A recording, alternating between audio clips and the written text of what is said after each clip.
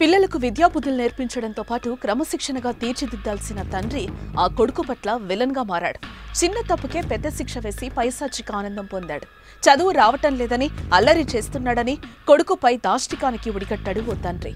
6వ తరగతి చదువుతున్న కొడుకుపై తండ్రి కర్కసత్వం చూపిన ఘటన నాగర్ కర్నూలు జిల్లాలో చోటు చేసుకుంది.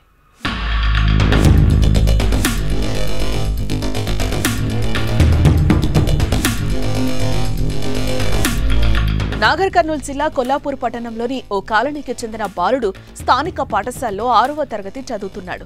రోజు పాఠశాల పేరుతో ఆరు బయట తిరిగి ఇంటికొస్తున్నాడు. ఈ విషయం తెలుసుకున్న తండ్రి బాలుడిని పలుమార్లు హెచ్చరించారు.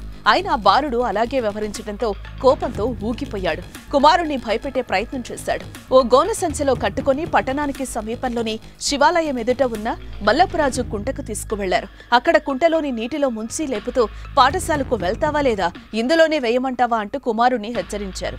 ఇంతలో అటుగా వెళ్తున్న కొందరు తండ్రిని మందలించడంతో భయపడి పారిపోయాడు. వెంటనే వారు స్థానిక పోలీస్ స్టేషన్ కు సమాచారం ఇచ్చారు.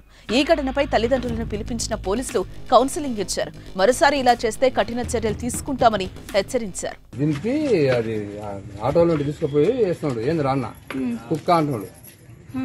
అన్నాక నేను దగ్గరకు వాడు ఎక్కిపోతున్నాడు. అతను లేచి కాలుతో దొక్కిండు, ఎక్కిపోతున్నాడు. నేను చూస్తే వడ్డీ డాడీ నేను పడిపోతా అంటున్నాడు. అంటే అది తీసి నేను ఈ పొజిషన్కి పోతే అది గీతాలు వస్తలేదు. దాన్ని ఇంకా సంచి చించి చేతికి ఇట్లా కట్టిండు, ఇట్లా కాళ్ళ కట్టిండు, సంచిలో దిగేసిండు, వేసిండు. ఇప్పుడు తీసుకొచ్చి ఇంకా ఇప్పుడు ఆ సంచి మూతి నువ్వే ఇచ్చినావా? వాళ్ళు అన్నాడు కుక్క పిల్లని ఏం పెట్టలే, వాళ్ళు అడుతూనే వాడు ఇంకా నీళ్ళలో వేసిండు. ఇంత ఎత్తుకుని పోయింది, ఆ నీళ్ళు కొన్ని నీళ్ళు వేసిండు. గోసండి బియ్యం గోసండి. పిల్లలు అమాయకులు. వారికి ఏది మంచో ఏది చెడో తెలీదు. మనమే దగ్గర నుంచి ప్రేమతో ఓపికతో చెప్పాలి. అలా చెప్పితే అర్థం చేసుకుంటారు. కానీ మాట వినడం లేదే మూర్ఖపు కోపంతో నీటిలో ముంచితే ఎలా? ఏదైనా జరగరానిది జరిగి పిల్లోడికేమైనా అయితే అప్పుడు ఎవరు బాధపడాలి అంటూ ఈ విషయం తెలిసిన వారు హెచ్చరిస్తున్నారు.